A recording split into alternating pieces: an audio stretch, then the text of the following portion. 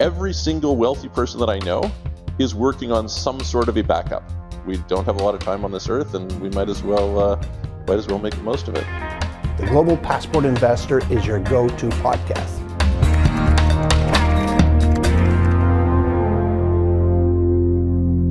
Welcome back, listeners and viewers. During the last episode of the Global Passport Investor, I spoke with Michael Rosmer, the founder of Offshore Citizen, and he explained how we're about to experience the Great Migration in 2024.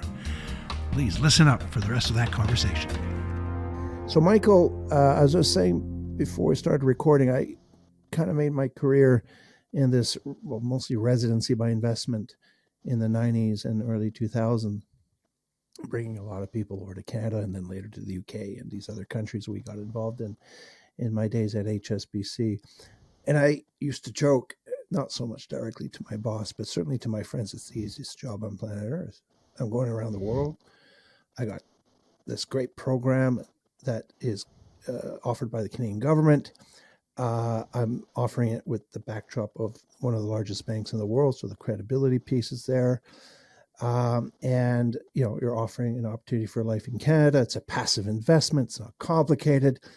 And 5,000 families later, I and my team brought up the property prices in Toronto and Vancouver for sure. But beyond that, we brought a lot of people over to Canada. But guess what? In the last few years, even a little bit before the pandemic, I'm servicing Canadians and North Americans and Brits who are looking for these solutions, and frankly, in growing numbers. I want to touch on that with you. I mean, what's going on here? Why is some of these highly sought Western world destinations all of a sudden, I won't call it an exodus quite yet, but certainly there's a smart capital, a top level Canadian national, American national, and British national who are looking more and more at the kind of solutions that you and I offer. What do you think is going on there?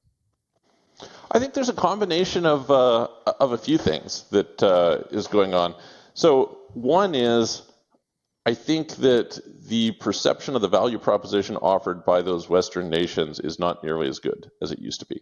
I'll give you an anecdote of some clients of mine who they moved from India to Canada. Okay. Now this is, you're I'm sure totally familiar. That is like the Indian dream. Okay. Is like, you're an Indian, you're going to move to Canada. It's great. And they spend years, like in some cases over a decade, working on being able to immigrate to Canada. Mm-hmm. They had been in Canada for 4 years and they were leaving. And I'm like, why are you leaving? And they said, economic opportunities aren't the same as they used to be. Mm-hmm. Cost of living is too high. Mm-hmm. Healthcare sucks. Yeah. That was the things that they listed. And frankly, it's pretty true. I think that my view on Canada at this point in time is it's going through what I would call the gradual socialist decline, mm-hmm. Which is essentially that cost of living is rising faster than wages. Mm-hmm. And so that in itself is changing what's going on. The second thing I think is happening is that other countries are becoming much more attractive. So even if you go back to your career in the 90s, how attractive was it to move to Malaysia in 1995? Not very attractive. Kuala Lumpur was not really a great destination. Much better to come to Vancouver, Toronto, mm-hmm. San Francisco, LA, New York, mm-hmm. Seattle, whatever. Today, Kuala Lumpur is a world-class city. Yeah, their value proposition is drastically different. You're absolutely right. Yes. Including where you are right now. I mean, I was going there in 1997. There was half a Burj Al Arab that was built, let alone the Shafika, the other tall one, Burj Khalifa. Burj Khalifa, yeah. I mean, what a transformation some of these places, and you mentioned Kuala Lumpur, perfect example. So the value proposition has changed. Yeah, and I think it's worth understanding that, actually, there's a lot of cognitive dissonance. I was telling somebody earlier today, and I really believe that everyone in every university should probably do at least a semester abroad. Yeah. Because people, their belief systems are outdated. Like, we are outdated machines. Essentially, the environment changes before adaptation causes us to catch up. Mm-hmm. And it turns out that many of us are operating with a sense of the world which might have been true 10 years, 20 years, 50 years ago, but is not true today. I had just had my brother visiting here in Dubai for a couple of weeks. He'd never been to the Middle East before. And what is the Western sensibility about UAE? They're like, it's informed by anti-terrorist propaganda. And so they just don't, like, my one brother's like, oh, it's a lot like Las Vegas, and it's not that off. Yeah. There's all sorts of people who I'll have clients call up and they'll say, oh, like, I would really like to come to Dubai, but my wife, doesn't really know, like, she's not a woman. And I said, well, has your wife been to Dubai? Like, I encourage you to come to Dubai. Now, maybe it's not for you. I'm not trying to sell you Dubai. I really don't care. You can go wherever you like. Yeah. But I just think that people's beliefs about what is going on are outdated. And as you start to update those beliefs, you discover, wow, there's a lot of other places that have become really wonderful to live. And that competition drives people to other places. And then I think the third thing that's happening is Western countries are betraying trust quite a lot. Yes. Yes. People, you see in Canada, the trucker protest, people get their bank accounts frozen, and you're like, hang on a minute, this is Canada. You're not supposed to get your bank accounts frozen. Michael, I got a good set of clients, when that was happening. And to be honest, I have to plead ignorance. I hadn't been aware. I knew there was some protests in Ottawa, but I had not been aware that there had been this measure of freezing bank accounts until these 4 sets of clients in the end telling us they were affected by this. I said, this doesn't sound like Canada. Canada would freeze a bank account over you supporting some cause? Really? Yes. And lo and behold, it's proven to have been true. And there's no courts, no due process, no. It's I think like I said, there's this cognitive dissonance. I was talking to my mother recently, and she told me, "Oh, there's a sugar shortage. We can't buy sugar at the grocery store." And I'm like, "What?" It's like communist Russia, third world stuff. What are you talking about? There's a sugar shortage. I'm in Dubai. I can buy as much sugar as I want. Where is there a sugar shortage? The definition of a first world country should be that you don't have this problem. You go to California. I'm kind of ignorant like you. I see this person saying, hey, I'm running on the policy, no more rolling blackouts in California. I'm like, there's rolling blackouts in California? This is third world stuff. What are you talking about? This is ridiculous. And so, amazing. I think like people's beliefs about what the world is like, as they're updating, they're saying like, hey, look, on a relative basis, and people have different values, and so you kind of make your evaluation across a different vector that is applicable to you. Yeah. But on that relative basis, these places are just not as attractive as they used to be relative to some of these others. And so people are saying, you know what, like, I don't like this. And I have a lot of, like, I would say wealthier clients. This is really common. I had a client called me up. He said, hey, listen, he's like, look, I live in, a very wealthy neighborhood. There's billionaires who live here, et cetera. He's like, every single wealthy person that I know is working on some sort of a backup. Mm-hmm. Not necessarily that they're leaving, not that, but they're just saying, you know what? Risk to reward. And I tell clients this. I'm like, listen, if you have an 8-figure net worth and you don't have a backup citizenship, you're crazy. Yeah. Because it's really cheap insurance. You're going to spend 1% of your net worth or less in many cases, on an insurance policy that is good for your life, and it will be good for your kids, etc. Exactly. Why would you not take on that? Like, if I can buy insurance, 1% of my net worth, I'll make that back next year, the next month probably on the returns. And maybe I don't need it. I hope I don't need it. Yeah. I hope things are great. But why would you risk it? Exactly. And I think the pennies finally started to drop in the minds of a lot of these high net worth that you're talking about through the good works of guys like you and our firm and those in our industry who really make this point and drive this point that this is all part of, you spend so much time trying to diversify your portfolio and your asset allocation to maximize your yield, and you get your personal life insurance in case something happens to you. But yet somehow for many, this was still a very important gap, and it's only now starting to take off. And, last I checked, there's more millionaires in the United States than anywhere else in the world. And I made, I always joke, I paid off my mortgage and paid my daughter's education on the back of China, engaging with the world and all the wealth that was created there. But I think I'll be very busy over the next decade or two with what's happening in the United States. I mean, do you have a view with what's happening there? Is it other than feeding a lot of interest and demand for our services? How do what does your crystal ball say about where this is all going? Well, I always say that my crystal ball is broken. So I think we as humans are bad at making predictions, and it's very dangerous to do. I mean, I was somebody who, when Trump first got elected, I didn't think he would get elected. I thought, it's a shoe-in for Hillary. How could Hillary not win? And I was wrong.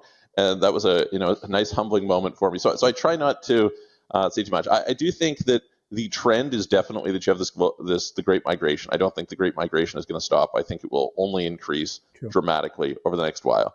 I think that wealth inequality is an enormous trend that is only going to increase. Correct. And I think there is an inherent thing that creates, which is there's social consequences and there's political consequences. As I think if you think about democracy functions really well when you have a large middle class. Yes. Because when you have when you have a big wealth divide, the majority of people are going to vote to take money from the people who don't have the majority of the money, and this is just natural. That's what's going to happen. And so, I think that these are trends that are. I have an add-on to that. I said this to a few friends on the back. Oh, I did this economics degree, so I have a view on socialism. Socialism works when you have less than, I would say, 10 or 15 million population. Once you crack that 15 million plus, it's too difficult to govern, too difficult to allocate. So when you got countries like Canada, who's certainly past that threshold, France and England, it just doesn't work, and the system starts to break down. I don't know whether I would say that socialism ever works. That's maybe, but we can leave that for a different discussion. But it's more manageable. But I do think, I'll put it that way. I mean, little economies like in Scandinavia, like in Sweden and Norway. Yeah, but Sweden in some respects is more capitalistic than the U.S. Like you look at how they do their school system, for example, right? Like, okay, you have all these schools are private, and you just have this school choice thing where they get a voucher and they go there. I mean, I don't know. It seems to. I think they're like. I actually have quite a bit of respect for the Scandinavian countries. I think they're quite intelligent, and they've like figured out how to kind of have a. It doesn't seem to be so divisive. They seem to be able to have like a bit more of an engaging conversation. My assessment of that is it's a high tax jurisdiction that they managed to work out because it's manageable from a societal governance point of view. But I'm happy to take it. It's also quite a homogeneous population too. Like there's a question of like. Whether you can make it work. Yeah. Anyway, so going back to the U.S. just briefly, please. The U.S. is one that I find a hard nut to crack because there is a lot of economic opportunity in the U.S. I'm investing in the U.S. right now. I have companies that I buy there and things like this. Mm-hmm. And I was just in Nevada in October, and like the entrepreneurial dynamism in the U.S. is unrivaled pretty much anywhere else. Anywhere in the world. Still to this day, I agree with you, 100%. Yeah. And it's still the place where things are being created and brought to market, and it's from that perspective, it's unrivaled. Absolutely. Yeah, and so the question is like, look, obviously a bunch of things have been getting worse. Like for example, homelessness is on the rise. You're in UK, homelessness is on the rise there. Mm-hmm. Well, the truth is, in the early '80s in the U.S., homelessness was a problem as well, and they kind of managed to reverse that. So, are we in a down cycle in that area, and we'll kind of come out of it on the other side, or is it an irreversible kind of gradual decline? Like obviously we know everything comes to an end at some point in time. People are probably a little bit too quick to call the end. But I think that what is true is that other places are just becoming more competitive. Yeah. Although you're maybe alluding in that last comment that, what gets focused gets done. I mean, New York City in the 80s was in the 70s and 80s was a dog's breakfast. I mean, it was a really dangerous place to be, but we're able to turn that around, and still to this day, it's one of the most nicest cities for sure to visit, and tourist friendly in the main, if you could tolerate the energy. But yeah, it just shows that things can evolve and change if they put focus on it. But there's a lot of complexities, I think, to what's happening in the United States. The greatest investment you could ever make is an investment in your future. Rift Trust and Latitude Group is the leading provider of residency and citizenship solutions for high net worth individuals. Our clients are like our extended family. We're a global firm with a local focus. What makes us truly unique is our leadership team. 100 years of combined industry experience, and we're working every day with governments to improve and build new residency and citizenship programs. Obtaining a second residence or citizenship is the best modern insurance policy for you and your family. Our clients expect the world. We deliver it. Hello to freedom. I want to bring in back the tax aspect. We all know, anyone who's in our field knows that the United States or Americans have a a unique tax regime that's distinct from everyone Yes. else in the world. It's not a function of where you reside. It's a tax. It's a citizenship-based taxation. And I always point to my neighbor Rob across the street where I live. And Rob has been here for 20 years in London, and every year he just pulls out even more of his few remaining hairs with the frustrations of his filings to the to IRS. Not that he necessarily has to pay a bigger check for living here, as often people have to be reminded. It's just the complexity of filing in his case and in many other cases. But I wanted to throw this idea because I had murmurs of this. A few months ago, spoke to our mutual colleague in the industry, David L'Espérance, about this as well. And I wonder, is there any credence to this idea that the G8 countries could be ganging up around this idea of citizenship-based taxation in the same way the world, collated and collated together on the CRS reporting, common reporting standards? And some of the experts say it'd be too complicated to implement, but some would say that's one way of getting their hands on guys like you and I. And we're told that Canadians and Americans and foreign nationals living abroad generally are doing a little bit better than if they were than the average national in this case Canada. Any credence to that idea of a G8 citizenship-based taxation? Have you heard anything about this? I mean, there's always rumors about things like this. I'm skeptical that they would do exactly that. I think it's much more likely that they would do something like what Norway or what Spain or some of these guys do, right? So like if you leave someplace like Spain, so you've been a resident citizen of Spain and you can't move to a tax haven country, or they're going to tax you for a period of time once you leave. Norway has this 3-year rule. Once you move away, you're still a tax resident for 3 years. But if you move, so it's like, people will say, I did a video on this actually, why are all these billionaires from Norway moving to Switzerland as opposed to Dubai? Taxes are higher in Switzerland. It's like, well, it's because there's a tax treaty, and so they can do that. So what I would suspect would happen isn't that they would do an actual citizenship-based tax. I think they would do more like, okay, well, if you're not moving to another kind of friendly country, then for a period of time, you're still going to have these taxes. I could see that happening very broadly. Yeah. And then started saying, oh, well, if you move to a blacklist country, then that's not okay. But if you move to, I think you're going to have a really hard time telling people, getting France to say that if you move to Germany, this is a problem. I just don't think that it's kind of like anti to the freedom of movement stuff. So. Yeah, it's interesting you bring up France. The first time I came across this idea of this concept of countries flirting with this idea was, in fact, Sarkozy against Hollande presidential campaign. I reckon that's already 10 years ago now, where they both threw the concept of citizenship-based taxation, very much eyeing the 200,000 plus private equity and hedge fund managers that are in London making a mint, availing themselves of the res non-dom provisions here, and how I think France courted that. And then there were some backbenchers in Ottawa that also threw the idea and the concept, and apparently in Germany too. So I thought, is this something that has legs?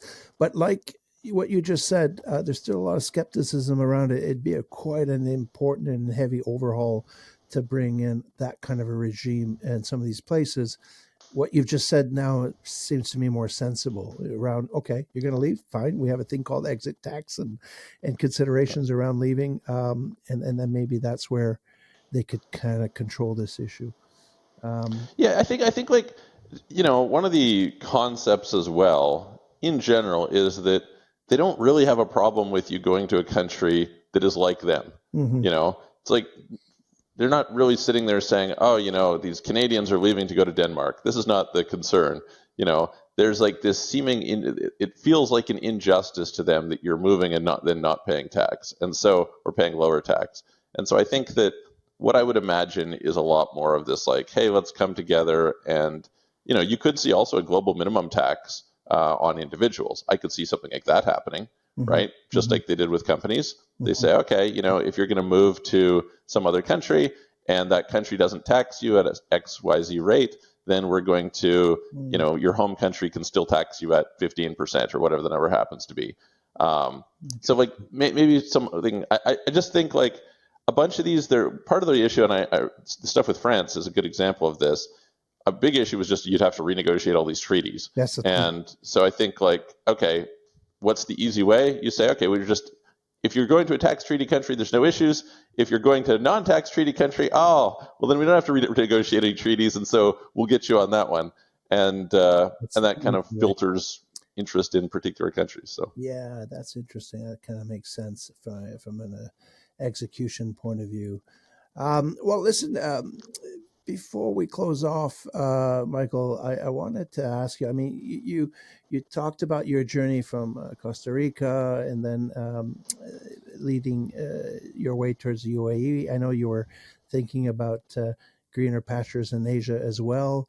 How do you see this play out? Not only in your own personal, in terms of the lifestyle, like are clients that you're dealing with open to this idea, maybe of not just being away and spending time in one jurisdiction, but dividing their time in many? Because I'm finding a lot of our clients like this idea. Well, I like Canada, but I like Canada maybe not to be my main home, and maybe I could have a second or third jurisdiction. And so there's complexity within that family objective. Are you seeing that? And how about in your own case? Where are you seeing yourself in the years ahead? Yeah, so I would say a few things to this. The first is, I mentioned this again on some videos, I think the moment you go from one home to two homes, your quality of life dramatically goes up. Mm-hmm. So, saying, hey, listen, I'm in UAE for the winters and in Italy for the summers, like you're going to find your quality of life just went up quite a bit over one or the other. And so I think especially for people who are wealthier, that's an increasingly popular thing. Yes. I see clients who are, between the US and Europe, between, Asia and Europe, between, a bunch of these. So I think that's a trend that is interesting. I do think that being a long-time digital nomad, meaning you're like continually traveling, tends to be something that becomes exhausting and stressful pretty quick. Yes. And is pretty overrated. People just find that it's not necessarily so great. Mm-hmm. The thing that I find as the big barrier for people wanting to be in multiple places usually is families and kids. So generally when people are saying, well, my kids are in school, the issue becomes, well, what do I do with them? And, you kind of have to decide, well, maybe I'd like to have them, during the school year, they're going to be here and then somewhere else during the rest of the year. But that's a pretty major thing. So yeah, what I find is that I notice it mostly for people who are quite wealthy. Like in Dubai, you see it a lot, right? Mm-hmm. Most people are not in Dubai for the summer. Dubai is sort of like a part of the year home for most people in Dubai, and kind of rightfully so. So I think we will probably see more of it over time. It will just be a question of, a select portion of the population for whom their family life makes sense on it. And obviously they can financially afford to keep a couple places. But I think it's a fantastic lifestyle if you can do it. And for sure. I mean, even at the more regional level, with the snowbirds in Canada making way down south for some winter months in Florida or in California, that we've seen a lot of that. But if you're wealthy, and particularly really wealthy, then you have to think about your footings. Is for those who are not familiar with tax, we always say, well, a very important indicia is, in the first instance, physical time, like physical days in a country. But could you give me examples where physical days, and everyone, says, well, if you're spending 6 months or more, you're certainly going to be tripping over the tax net of a particular country. But I remind them that in many countries, even less than 6 months, you may well be tripping over the. So, what are the other badges or hooks that a country may have to grab you? Well, the most common thing is that countries will sort of have this idea of if it is your home, right? And so center of vital interest, et cetera. So usually what I tell people is I say, listen, if you don't have a residence permit, so you just legally aren't allowed to be in there more than, say, 3 months at a time or something like that, you don't physically spend, half a year, and you don't have a long-term home, meaning you don't keep a place all year round. Usually if you don't do any of those, then most countries you're going to be able to avoid going into their tax net. But if you are in a situation where you're like, well, I keep a place all year round and I have possessions there, and like, that's my part of the year home, well, then a lot of places might say, well, actually, this is your home, or it is a home, and therefore you're tax resident here in the absence of some treaty that protects you. Yes. And so you do need to be cautious on that, because it's probably the majority of countries. Most countries are not a 183-day only rule. Most countries have some concept that even if you're under 183 days, but it is your home, you're still tax resident there. Yeah. And so that's something you got to be pretty careful of. And then the last thing that's like super important that I tell people that they don't seem to really get, there's an obsession with tax residency. And I tell them, your obsession should not be tax residency. You should be obsessed with tax non-residency, because you can be tax resident in multiple places at the same time. Being tax resident in Dubai does not make you non-tax resident in UK or France or Denmark or whatever. So obsess over not being tax resident in places. That's what you should focus on, as opposed to where you are tax resident. It's more about where you're not than where you are. Exactly. More about where you're not. Yes. That should be the consideration. That's very good advice. Well, listen, Michael, that's we go on, and maybe we have to do this again sometime, because it's such a broad topic in our world. Sure, yeah. Deep and diverse. But we're come to the part of the show where I like to ask our guests to share some stories and some anecdotes. So imagine that we're chowing down on some stack of pancakes and with the famous maple leaf syrup pouring down drenched pancakes, and we're here eating this and thinking, okay, what's that story that you want to share with me and our viewers that is unique or funny or compelling that you think would be interesting for the audience? So share something. Oh man, I'm sure there's many. There's a few of them, but let's see here. I have to see. Lots of stories are, of course, confidential, so you can't go and don't forget it's a family show, so we have to get. There you go. One that I remember, we had a friend who he didn't know what he was doing, and so he happened to be traveling around and figured he was going to go and get himself a zero tax secret company in one of these offshore companies. This is like, I don't know, early 2010s sort of thing. And so he goes and registers this company, and we would always tease him about it afterwards, because the name that he selected for his company was his full name, International Limited. And we're just like, you form a secret company and the name chosen for your company is your name. Like, no, I don't have a company that really is. So yeah, I thought that was quite funny. We'd give him a hard time about that. Of course, this is a good example of where you'd come to discover that actually I always tell people, if it was so easy as registering a company in the BVI and paying no tax, everybody would do it, and HMRC would be out of business. It is not so simple. They have lots of rules to do this. Yeah, Michael, I think in the early days it may have been a little bit that easy in the 60s and 70s and 80s in the offshore world. But I lived 9 years in Jersey, and I could tell you there was a time where you could come in the 80s with a suitcase full of cash and get that bank account open and set up a dummy company. But it has drastically evolved, rightfully so, importantly so. It's all about nexus and connection and genuineness and links. And even running a company, you have to be able to demonstrate that it has purpose and connection to the jurisdiction. And if it's not going to come through you got to hire people